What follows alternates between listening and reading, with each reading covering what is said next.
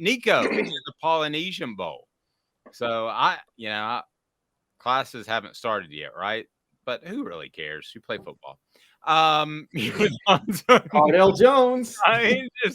I mean, all of this is so funny. We talk about transfers and cash, and you're like, at some point when they're making appearances and things, do they have to go to English 101? Anyway, he's in the Polynesian Bowl. What do you make of that? It's way out west. What do you think of Nico and the fact that he was recently his practices were so good in December as Tennessee's preparing for the Orange Bowl that it changed his ranking to number 1. That's phenomenal. So what do you think? Best scout team quarterback in America. Right. Yes. No, best Cade Klubnik impersonator of all time. Yeah.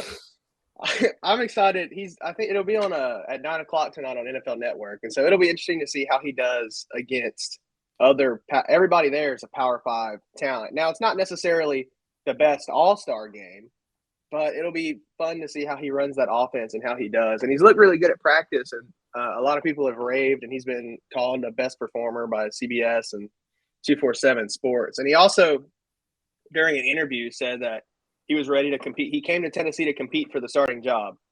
So I think that's worth noting that he said that. And he said he'll accept whatever role he's in, but he basically, long story short, said he didn't come to Tennessee to sit as the second string.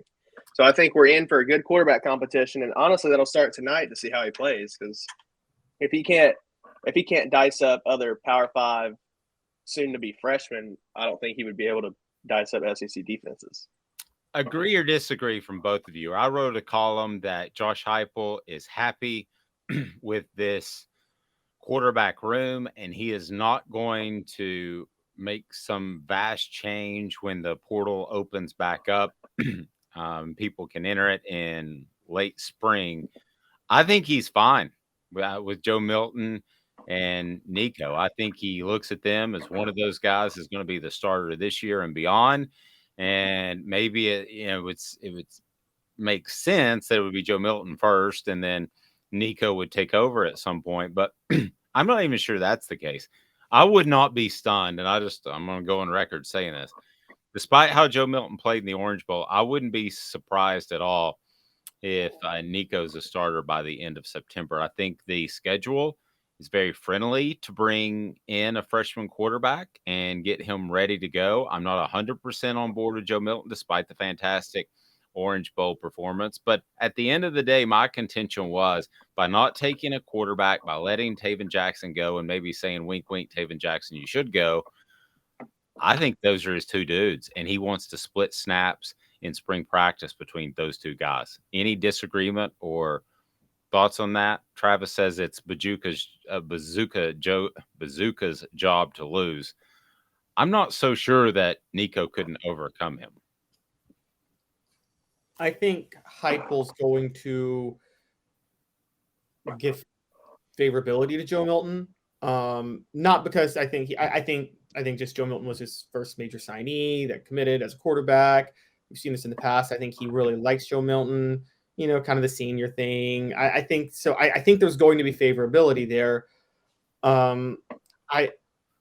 Look, if Joe Milton plays how he played against Clemson and he wins the job, he's not losing it. But he shocked us all with that. But again, months to prepare, so we'll see what happens. But I could definitely see Nico getting it, and don't, God forbid, don't forget about this. Injuries could come into play too. It's true. Jarreau, your thoughts? I think looking at it from a recruiting perspective, Heupel's not going after very many. Obviously, he has offers extended to 2024 quarterbacks, but he's not heavy on a lot of these guys.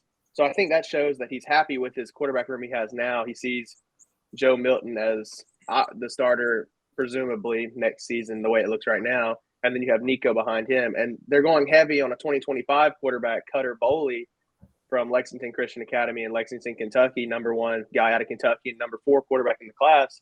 So much so that he's a sophomore in high school right now. He's 2025. They hosted him at the Junior Day last weekend. So there's so much into that guy that he's coming to events that aren't even really for him. And he was impressed by Tennessee. And went to the Kentucky game that they ended up losing, but he was impressed with the environment, all of that.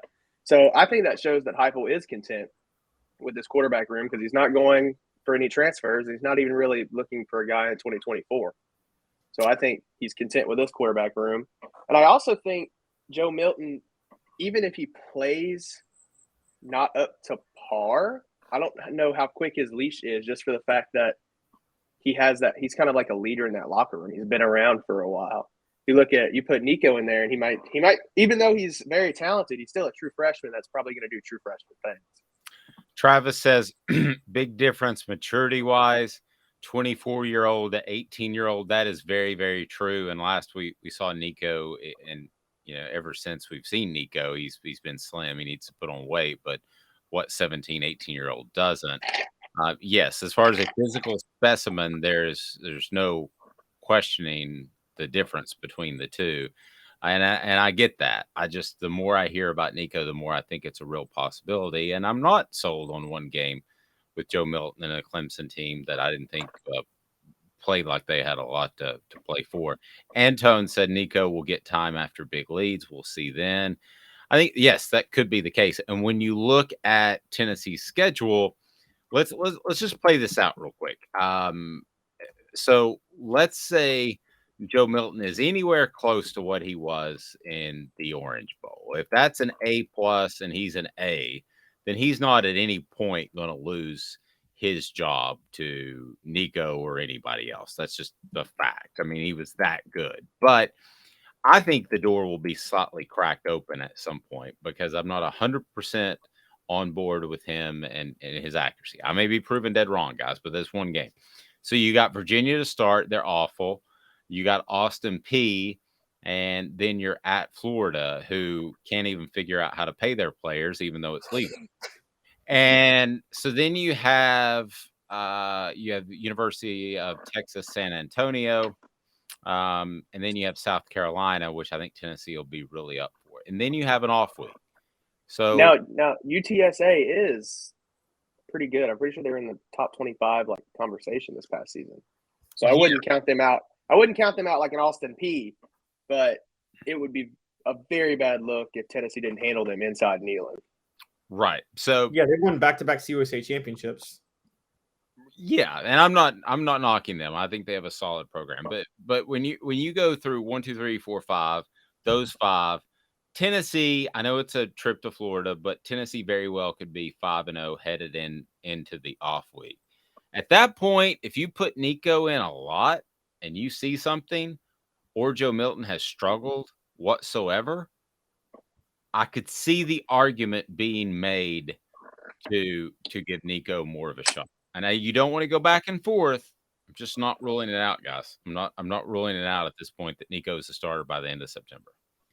History lesson on this. This was Dave, we talked about the team a couple of days ago, 1989. Sterling Hinton starts the season, right? Goes 5-0. In the off week, they decide to make the switch from Hinton to Andy Kelly. We could call Sterl to talk about that, but it's probably an uncomfortable memory for him.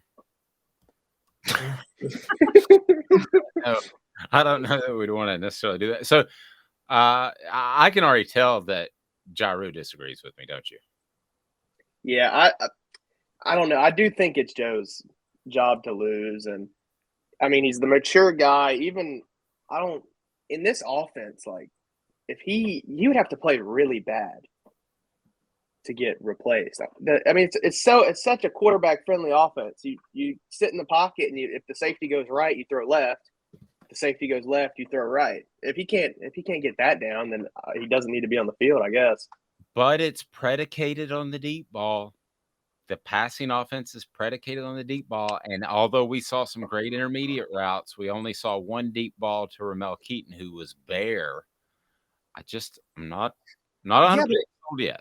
In this offense, if you are 3 of 10 on deep balls, that's 3 touchdown passes. Well, that's fair.